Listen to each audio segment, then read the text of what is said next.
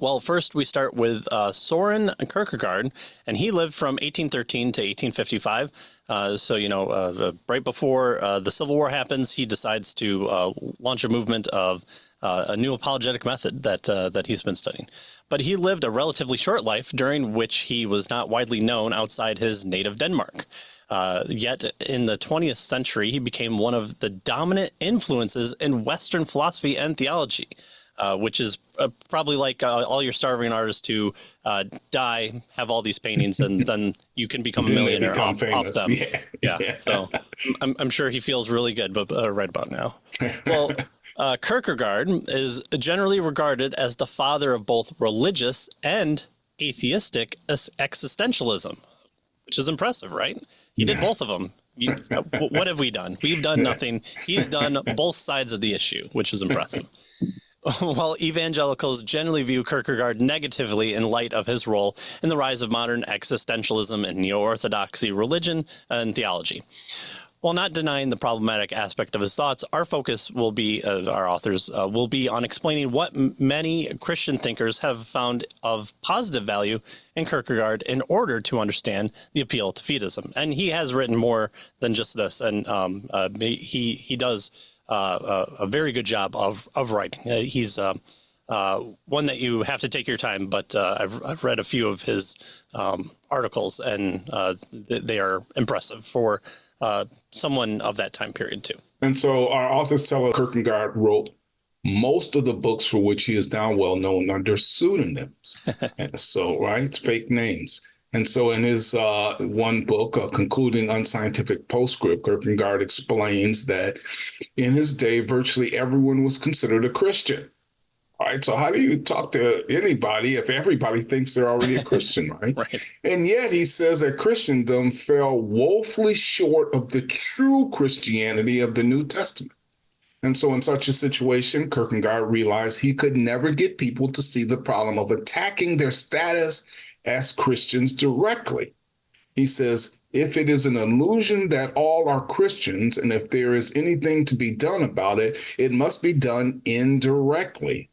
Not by one who vociferously proclaims himself an extraordinary Christian, but by one who, better instructed, is ready to declare that he is not a Christian at all. A direct attack only strengthens a person in his illusion and at the same time embitters him, right? So again, this is going to kind of be an indirect attack. We kind of saw this with Pascal's wager, right?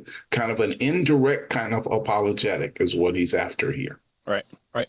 And, this type of model also flows a little bit parallel to the Reformed apologetic, with trying to get people to take a step back from embracing science and saying, well, let's look to see if your worldview actually allows you to embrace science or logic or other minds, or et cetera, et cetera.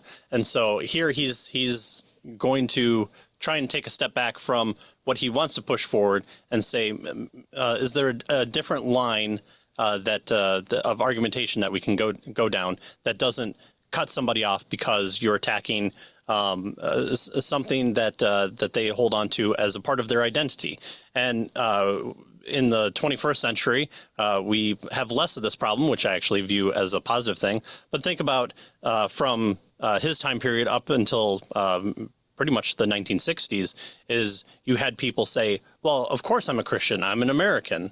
And that's kind of a well-known mindset. If you're not one of the Jewish faith or the Muslim faith, then clearly you have to be something. And if you're an American, it's just mark Christian and put other, and you'll be good.